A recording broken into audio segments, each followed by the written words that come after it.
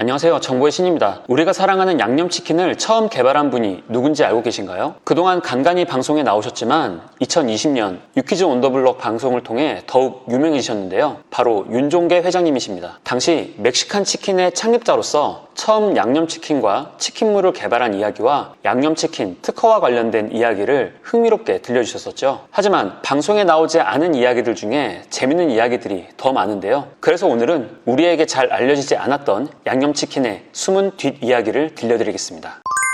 윤종계 회장님은 1947년생으로 현재 나이는 78세이십니다. 이분이 처음부터 양념치킨 장사를 하셨던 건 아니었는데요. 1971년에 국내산 식용유가 출시되며 닭을 튀겨 먹는 프라이드 치킨 시대가 도래한 이후 우리에게 옛날 통닭 스타일로 유명한 치킨들이 골목시장에 나오기 시작했습니다. 윤종계 회장님은 처음엔 프라이드 치킨을 판매하며 튀김기도 직접 개발했었다고 하는데요. 당시 개발했던 튀김 기계가 불티나게 팔려나갔다고 합니다. 그러다 처음 양념치킨을 개발한 연도는 유퀴즈 방송에서도 밝히셨듯이 34살이던 1980년경이었습니다. 유퀴즈 방송을 못 보셨던 분들을 위해 어쩌다가 양념치킨을 개발하게 됐는지를 간단히만 말씀드리자면, 당시 손님들이 프라이드 치킨을 먹다가 식어버리면 비린내도 나고 뻣뻣해져서 먹기 힘들다는 이유로 먹다 남기고 가는 사람들이 많았다고 합니다. 그래서 이 프라이드 치킨에다가 물엿과 고추장을 베이스로 양념을 버무려 만든 닭 요리를 선보인 것이 이 양념치킨의 시초였다고 합니다. 그렇다면 치킨과 관련된 일은 어떻게 시작하시게 되었던 걸까요?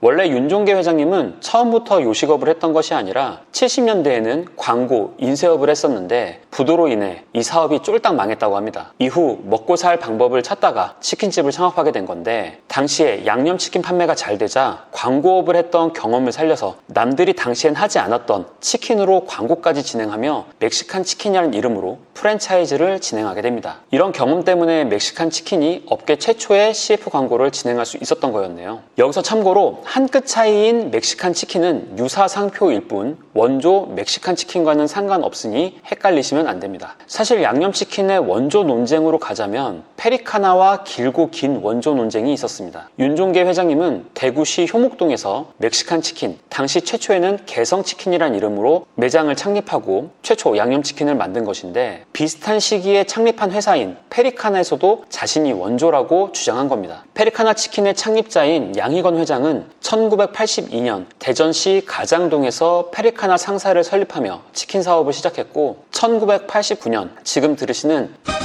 페리카나가 치킨이 찾아왔습니다. 정말 멋있는 치킨이 찾아왔어요.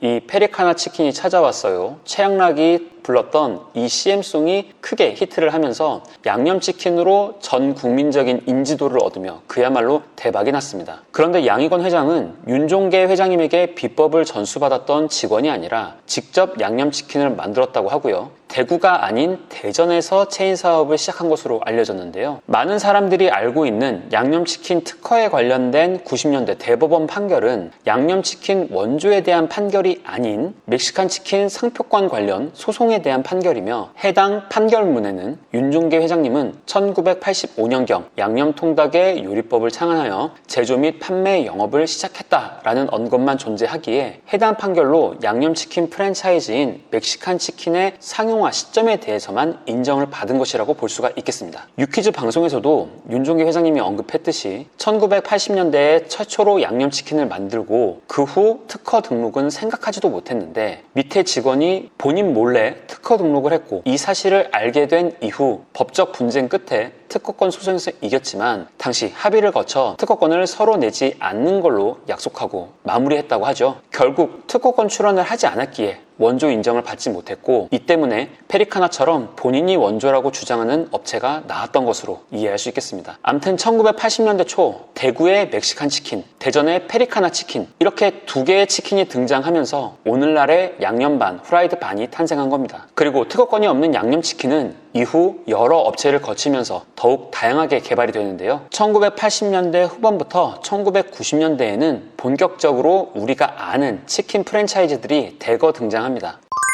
1988년 처갓집 양념치킨을 시작으로 1989년엔 멕시카나 치킨, 1991년 교촌치킨, 1995년 BBQ 치킨, 1999년엔 내는 치킨과 호식이 2마리 치킨이 나왔고요. 마지막으로 2000년에는 BHC까지 설립되었습니다. 현존하는 치킨 프랜차이즈 3대장인 교촌, BBQ, BHC는 생각보다는 후발주자들이네요. 이 중에 1세대 양념치킨 브랜드이자 현재도 사랑받는 처갓집 양념치킨 창업자도 윤종계 회장님의 회사에 공장장을 했던 분이라고 합니다. 이처럼 당시에 치킨 브랜드를 만들었던 분들은 페리카나를 제외하면 대부분 윤종계 회장님 밑에서 일을 했던 직원이거나 기술을 전수받은 사람들이 나와서 차린 회사들이란 걸 알 수가 있습니다. 또한 이 때문에 윤종계 회장님이 창업을 한 멕시칸 치킨의 본점이 있던 대구에서 대부분의 양념치킨 브랜드가 탄생하게 되는데요. 유퀴즈 방송에서도 자신과 함께 일을 한 많은 직원들이 당시에 독립하며 치킨집을 차려서 대구가 양념치킨의 본고장이 되었다고 밝힌 바 있습니다. 대구 경북 지역의 유명 치킨 브랜드를 살펴보자면 1980년대엔 멕시칸부터 멕시카나, 스머프 양념 통닭, 처갓집 양념치킨 등이 있고